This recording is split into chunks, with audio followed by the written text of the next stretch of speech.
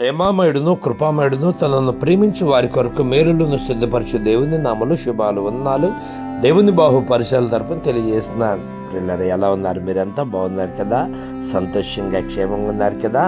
August నెల 25వ తారీఖు మంగళవారం దినమున ప్రభు మనల్ని ప్రేమించి మనకు అనుగ్రహిస్తున్న అనుదిన ఆహారము పరిశుద్ధ గ్రంథంలో నుండి కొరింథీయులకు రాసిన మొదటి పత్రిక 2వ అధ్యాయము 9వ వచనం.